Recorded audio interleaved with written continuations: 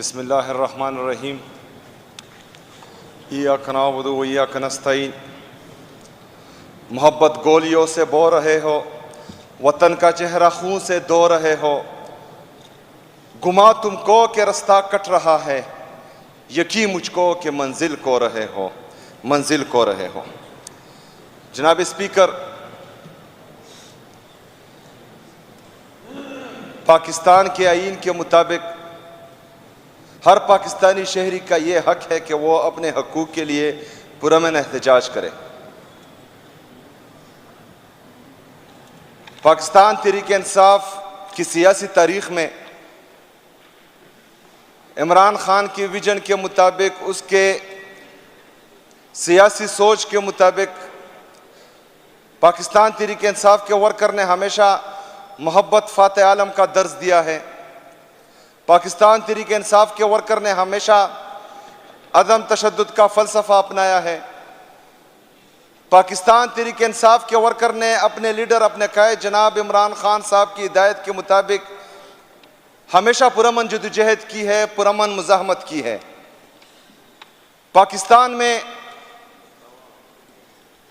8 अप्रैल 2022 से लेकर आज तक मुसलसल आईन की पामाली हो रही है। रूल ऑफ लॉ पाकिस्तान में खत्म हो चुका है। जो ताकतवर लोग हैं वो मुसलसल पाकिस्तानी शहरियों को कीड़े मकोड़े समझ रहे हैं। आए रोज ऐसे वाक़े होते जा रहे हैं जिसका एक आम शहरी, एक आम पाकिस्तानी सोच भी नहीं सकता, तसव्वुर में भी नहीं ला सकता। मैं ज्यादा पीछे नहीं जाऊंगा। मेरे लीडर, मेरे कायद ने हर कानूनी दरवाजा खटखटाया इंसाफ के लिए, आईन की बालादस्ती के लिए, कानून की हुक्मरानी के लिए। पाकिस्तान तहरीक इंसाफ के वर्कर ने मुसलसल इस जदोजहद में उसका साथ दिया। इस सियासी जदोजहद में हमने वो हर कानूनी और आईनी दरवाजा खटखटाया जिससे हमें इंसाफ की तवक्को थी, लेकिन हमें जनाब स्पीकर इंसाफ नहीं मिला। दिन ब दिन जो है हमारे हकूक का कत्लेआम होता रहा। मजबूरन मेरे लीडर, मेरे कायद ने पाकिस्तानी अवाम को एहतजाज की कॉल दी। 24 नवंबर हम यहां से निकले। पेशावर रीजन, साउथ रीजन, हजारा रीजन, मलकंड रीजन, इस तरह पूरे पाकिस्तान से काफिलों ने इस्लामाबाद का रुख किया। चूंकि मैं पेशावर से था तो पेशावर के काफिले में मैं शरीक था। जनाब स्पीकर, गाजी के मकाम पर इन्होंने कंटेनर रखे थे। इन्होंने पहले हमें शेल मारे, हमने शेल का मुकाबला किया। जब हम शेल से ना रुके, इन्होंने रबर बुलेट्स मारी, हम उससे भी नहीं रुके। इन्होंने फिर हम पर स्टंट ग्रेनेड फेंके। पाकिस्तान तहरीक इंसाफ के पुरअमन वर्कर्स पर इन्होंने स्टंट ग्रेनेड फेंके, और वो जो दहशतगर्दों के खिलाफ इस्तेमाल होते हैं, जो फौजी ऑपरेशन में बहुत बड़े दहशतगर्दों के खिलाफ इस्तेमाल होते हैं, वो हम पे फेंके गए और मेरे पास सबूत मौजूद हैं। मैंने वीडियो पैगाम में भी ये बात कही है। जब हम उनसे भी ना रुके, स्पीकर साहब, इन्होंने सामने से हमारे पुरअमन वर्कर्स पर, पुरअमन मुजाहिरीन पर स्ट्रेट फायरिंग शुरू की, जिसमें हमारे लोग जख्मी हुए। लेकिन पाकिस्तान का नौजवान, पाकिस्तान की आवाम ये चीज समझ चुकी है कि अगर इन गासिबों से, इन बेगैरतों से, इन 2 नंबरियों से हमने निजात हासिल करनी है तो हमने जो है इनके खिलाफ पुरअमन मुज़ाहमत करनी है। उन्होंने उन सब चीजों का मुकाबला किया। कंटेनर रास्ते से हटाएं, इन्होंने फिर कट्टी पहाड़ी पर रखे, हसन अब्दाल में रखे, 26 नंबर पर कंटेनर रखे हुए थे। सब जगहों पर हमें फायरिंग से, शेलिंग से, रबड़ बुलेट से, इन सब चीजों से रोकना चाहा, लेकिन पाकिस्तान तहरीक इंसाफ का वर्कर नहीं रुका, क्योंकि मेरे लीडर, मेरे कायद ने कहा था कि डी चौक पर हमने पुरअमन एहतजाज करना है। तो हम गए, हम पहुंचे डी चौक पर, हम पुरअमन तरीके से वहां पर बैठे। जनाब स्पीकर, डी चौक के कंटेनर जिस तरह हमने हटाए, हम वहां पर बैठे तो मुझसे कुछ फासले आगे एक स्नाइपर शॉट आता है और हमारे एक वर्कर को यहां सर में गोली लगती है। उसको हम उठाते हैं, गाड़ी में लेके जाते हैं हॉस्पिटल। कुछ सेकंड बाद, 10 या 15 सेकंड बाद दूसरे हमारे वर्कर को गोली लगती है, यहां पर माथे पर गोली लगती है। स्पीकर साहब, क्या कसूर था उनका? किसको मार रहे थे ये? कौन थे वो? क्या मुजाहिरीन पाकिस्तानी नहीं थे, या फिर गोली चलाने वाले यहूदियों की औलाद थे? दोनों पाकिस्तानी थे, लेकिन इतना बुग़्ज़ क्यों, इतनी अना क्यों, इतनी नफरत क्यों? किस चीज के लिए वो जा रहे थे? मुजाहिरीन वहां अपने हकूक के लिए,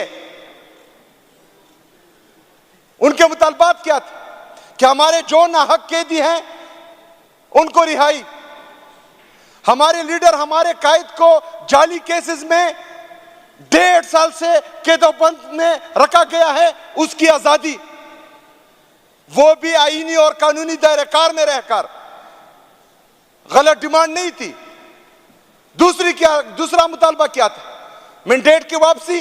8 फरवरी को जो इन्होंने पाकिस्तानी अवाम के मैंडेट पर डाका डाला था, उस मैंडेट की वापसी। तीसरा मुतालबा कि आजाद अदलिया की बहाली। स्पीकर साहब, मैं फ्लोर ऑफ द हाउस अपनी अपोजिशन से, आपसे, यहां के हर एक मेंबर से यह पूछता हूं कि इन मुतालबात में नाजायज मुतालबा मुझे बता दे, कौन सा नाजायज मुतालबा हम कर रहे थे? लेकिन ये जो इस रियासत पर काबिज दहशतगर्द हैं, ये आदमखोर बन चुके हैं। इन्होंने लाल मस्जिद किया, इन्होंने सानिया मॉडल टाउन किया, इनकी तारीख बड़ी पड़ी है। ये खून के प्यासे हो चुके हैं। जब तक ये अपनी आवाम का खून ना चूसे, इनको चैन नहीं आता। बेगैरत बन गए। क्यों? क्योंकि ये अपने आप को आईन और कानून से बालातर समझ रहे हैं।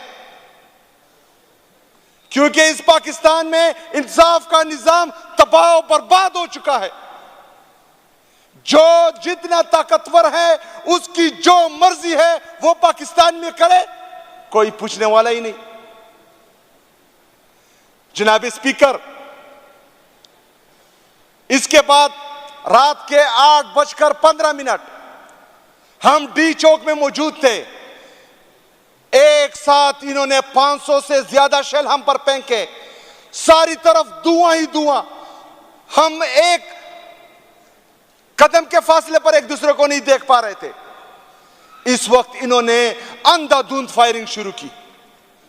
किसी को कुछ पता नहीं चल रहा था कि क्या होने जा रहा है, क्या हो रहा है, कितने लोग मरे हैं, कौन गोली चला रहा है, कौन मर रहा है, बच्चा है, जवान है, बूढ़ा है, औरत है, कुछ पता नहीं चल रहा था। जनाब स्पीकर, हम वहां से आगे गए, थोड़े से पीछे हटे, ये आगे भी आए। हमारा जो मरकजी कंटेनर था उसको इन्होंने आग लगा दी। ऊपर जो बिल्डिंग्स में इन्होंने स्नाइपर वाले बिठाए हुए थे, वो सीधी गोलियां चला रहे थे हमारे कारकुनों पर। इनका इरादा हमें रोकना नहीं था, इनका इरादा हमें डराना नहीं था। अगर इनका ये इरादा होता कि हम डर जाए, अगर ये इनका इरादा होता कि हम रुक जाएं, ये माथे पर गोली नहीं चलाते, ये पांव में गोली चलाते। ये बेगैरत जो हुक्मरान बैठे हुए हैं, बेगैरत जो गाली मुझे मुंह में आ रही है, मैं कह नहीं सकता, क्योंकि फ्लोर ऑफ द हाउस लेकिन इन बेगैरत जो इस कत्ले आम के बाद टीवी पे आकर बकवास कर रहे थे कि हम भागे, बगैर तो हमने सारी गोलियां माथे पर खाई हैं और सीने पे खाई हैं। जो भागता है वो पीठ पर गोलियां खाता है। हम डटे रहे वहां पर अपने कायद के हुक्म पर, अपने हकूक के लिए, पाकिस्तान में हकीकी आजादी के लिए, आईन और कानून की बालादस्ती के लिए हम वहां खड़े रहे। हम भागे नहीं, क्योंकि गोलियां हमने सीनों पर खाई है। जनाब स्पीकर, जब हम पीछे हटे इन्होंने वो जगह कब्जे में ले ली। हमें अपने जो शहीद हैं उनका पता नहीं चला, हमारे जो जख्मी हैं उनका हमें पता इसलिए नहीं चला क्योंकि ये आदमखोर वहां पर खड़े हो गए और उसके बाद रात के 11:15 बजे से लेकर 12:30 बजे तक इन्होंने दूसरा ऑपरेशन किया, जिसमें इनका इरादा था कि हमारे वज़ीर आला खैबर पख्तूनख्वा और हमारे कायद, हमारे लीडर जनाब इमरान खान साहब की एहलिया बुशरा बीबी को ये जान से मारना चाहते थे। इन्होंने दोबारा वही किया, दोबारा आंसू गैस फेंके, दोबारा धुआं ही धुआं था, दोबारा इन्होंने क्रैक डाउन किया और सीधी फायरिंग शुरू की। वहां पर हमारी जितनी गाड़ियां थी सबके सब तोड़ दी। इस दौरान हमारे कारकुन डिस्पर्स हुए, गलियों में चुप गए क्योंकि आदमखोर आ रहे थे। जनाब स्पीकर, ये गलियों में गए, गलियों में हमारे कारकुनों को इन्होंने मारा। इनका इरादा हमें रोकना नहीं था, इनका इरादा हमें मारना था, मासूम शहरियों को मारना था, पुरअमन मुजाहिरीन को मारना था। हमें मार दिया, शहीद कर दिया, जख्मी कर दिया। जनाब स्पीकर, इससे ज्यादा ताजुब की बात यह है कि जब दुश्मन से भी लड़ाई होती है तो वो आपके शहीद आपको वापस करते हैं। हमारे अपने पाकिस्तान के सिक्योरिटी फोर्सेस हमें अपने शहीद नहीं दे रहे जो इन्होंने शहीद किए। अगर कोई अपना बेटा या भाई या बाप जो इन्होंने शहीद किया वो मांगने चले जाए, ये उनसे एफिडेविट लिखते हैं कि आप लोगों ने ये नहीं बोलना कि ये जो है पाकिस्तान तहरीक इंसाफ के एहतजाज में शहीद हुआ है। वो बेचारे क्या करें, उन्होंने तो एफिडेविट देना है क्योंकि उन्होंने तमाम लवाजमात पूरी करनी है, उनका कफन और दफन करना है, जनाजा पढ़ना है, खून का रिश्ता होता, उन्होंने वो एफिडेविट दे देते हैं। कई लोगों के साथ इन्होंने परसों से यही काम किया है। जनाब स्पीकर, हम मुसलसल पाकिस्तान में आईन और कानून की बालादस्ती के लिए जदोजहद कर रहे हैं। हम उस दिन भी निकले 26 और 27 की दरमियानी शब हमारे साथ ये जुल्म और ये ज्यादती हुई। हमने अपना काम कर दिया, हमने शहादतें दे दी, हमने इस मुल्क की खातिर, इस कौम की खातिर पाकिस्तान तहरीक इंसाफ के वर्कर ने शहादतें दे दी। लेकिन इसके बाद ये सिर्फ मेरा पाकिस्तान नहीं है, ये सिर्फ पाकिस्तान तहरीक इंसाफ के वर्कर का पाकिस्तान नहीं है। यहां पाकिस्तान में 24-25 करोड़ पाकिस्तानी बसते हैं, उसमें मुख्तलिफ